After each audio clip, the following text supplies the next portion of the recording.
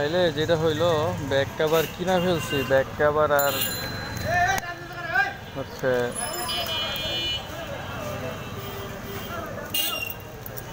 Gorilla গ্লাসের protector.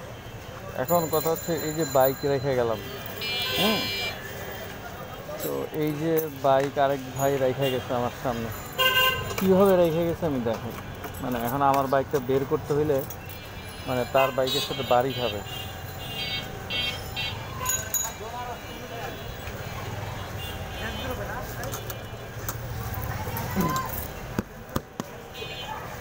এই যে এই সিচুয়েশনে রেখে গেছে, এখন বাইক টান দিলে এটার সাথে বাড়ি খাবে, মানে কঠিন অবস্থা। কিন্তু ডবল স্ক্রিন করে রাখতে পারতে চাইলে, ডবল স্ক্রিন করে রাখলে সমস্যাটা হইতো না। এখন আর কি আমার এই ডবল স্ক্রিন করতে হইব। ডবল স্ক্রিন ভালো আছে নি কে জানে। যাই হোক, এরকম সিচুয়েশন আর কি আমার সব সময় ফেস করতে হয়, এরকম সিচুয়েশন আর কি। তো এই হচ্ছে দেশের অবস্থা আর আমার অবস্থা। শালা মানুষ এত খারাপ কে? আমি যদি ইচ্ছা করে যায় জিনিসটা খারাপই করছে। আচ্ছা, এখন কথা হয়েছে জামু কোন দিকে? 10 নম্বর জামু নাকি এদিকে যাবো? ওদিকেই যাই।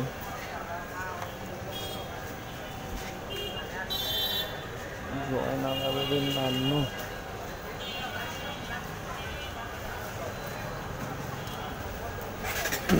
তো আজকে যেভাবে আমি জিনিসটা কিনলাম আমি বলতেছি, মানে আমি গেছি গরিলা গ্লাস আর হচ্ছে মোবাইলের কাভারের দাম রাখতে হচ্ছে 300 টাকা, গ্লাসের দাম রাখছে 400 টাকা। আমি আর দামাদামি করি না, যা চাইছি ওইটাই দিয়ে দিচ্ছি। এখন আমার মনে হয় আমি ঠকছি, কারণ এরপরে প্রচুর লোকজন আসছে, আইসে দামাদামি করতেছে, ভাই 100 টাকা 200 টাকা 150 টাকা, তো যে যা দামাদামি করতেছে দিয়ে দিতেছে। তো আমার ব্রেনের ভিতরে এমন জিনিস ক্রিয়েট করছে যে আসলে আমি ঠকছি, আসলে কিন্তু আমি ঠকি নাই, দাম দিয়ে এরকম। কিন্তু এরপরে আফটার বাইং দিস প্রোডাক্ট কী হইল, ওই কিছু লোকজন আসলো সিলেক্টেড, তারা আইসা বেসিক্যালি কী করলো, দামাদামি দামাদামি মানে 300 টাকা জিনিস বললো 150 টাকা, পরে ওই ভাই দিয়ে দিল। পরে আমার ভিতরে ফিলটা জাগাইলো যে আসলে আমি ভুল করছি। মাশাআল্লাহ, কত দারুণ টেকনিক, উদ্ধার করে দিচ্ছে। যাই হোক, এখন পাথর চালানোর উদ্দেশ্যে বেরিয়েছি,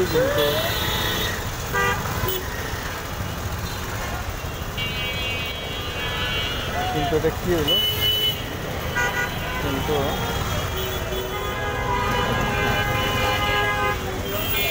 এটারে কাভার লাগাইয়া উপরে প্রোটেক্টর লাগাইয়া মাশাআল্লাহ এটারে এমনভাবে সেট করছি।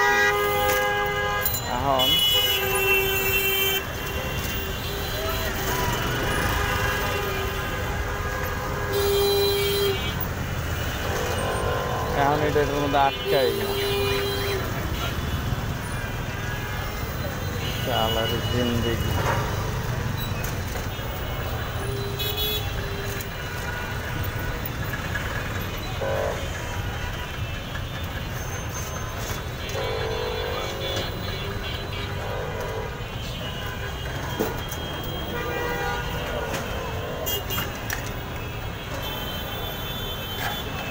আস্তাগফিরুল্লাহ। আল্লাহ রাসূল সাল্লাল্লাহু আলাইহি ওয়াসাল্লাম বলছে কিছু চিজ কো গালি মত দো,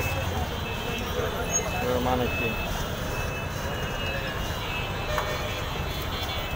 किसी चीज़ को गाली मत दो।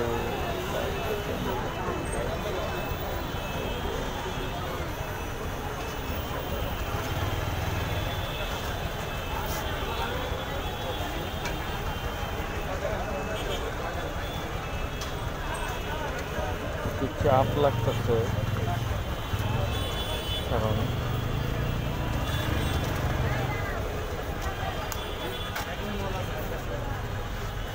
বাতাস পাচ্ছে না।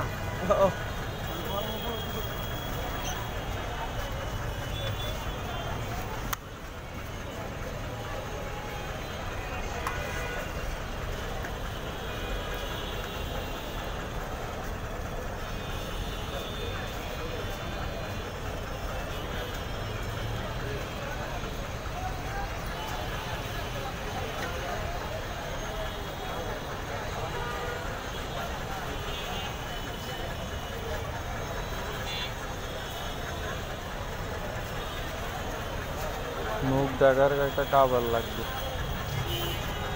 इज्जतदार लोग हैं, इज्जत तो मस्त नहीं करना चाहिए ना।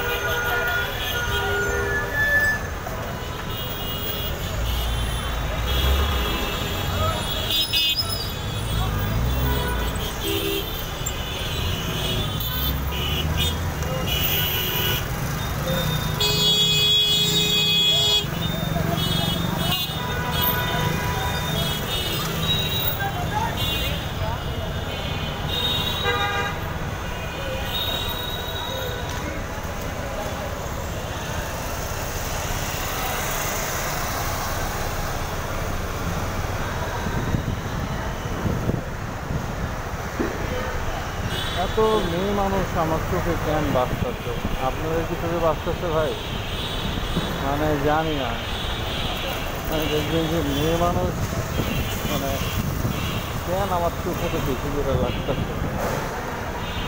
এটা আমার দোষ নাকি সিচুয়েশন এরকম ক্রিয়েট করা হয়েছে বুঝতেছি না।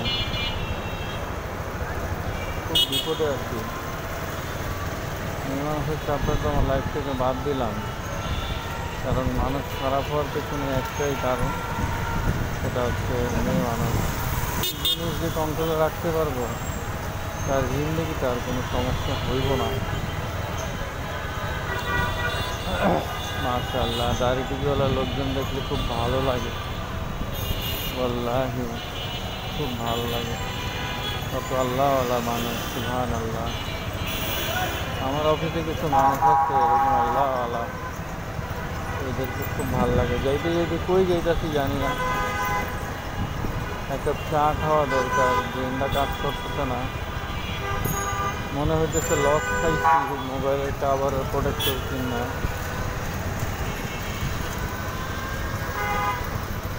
যাই হোক, হয়তো আরও অনেক কম দামে পাইতাম। তো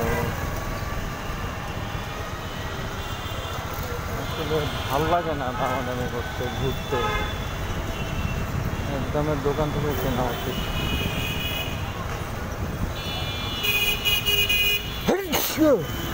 আলহামদুলিল্লাহ, সন্তানটার জন্য জামা কাপড় কিনতে পারতেছি না, বাইকের হর্ন ঠিক করতে হইব, মোবাইলের ভিতরে খরচ আর খরচ ঠিক আছে।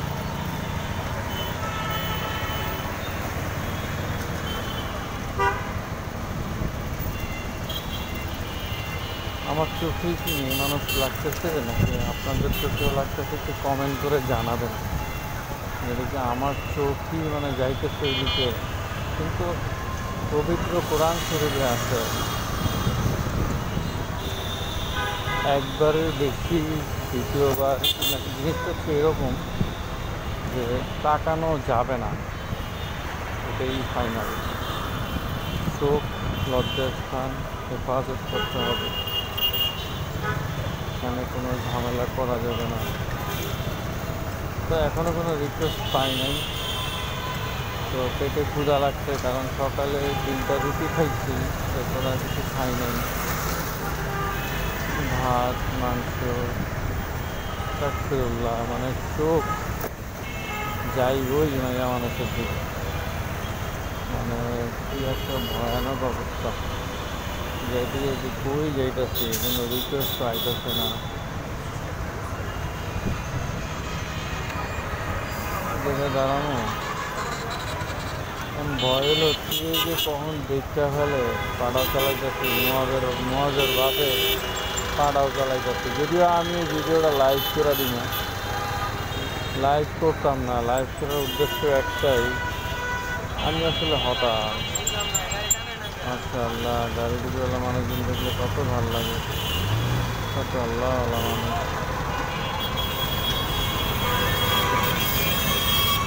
এদের সাথে আমার মহব্বত আছে, এদেরকে আমি মহব্বত করি। তো এই জায়গায় একটু দাঁড়াবো নাকি, দাঁড়ানো এই জায়গায় ঢাকা টু বরিশাল কুয়াকাটা, ভিডিওটা অফ করে দেই।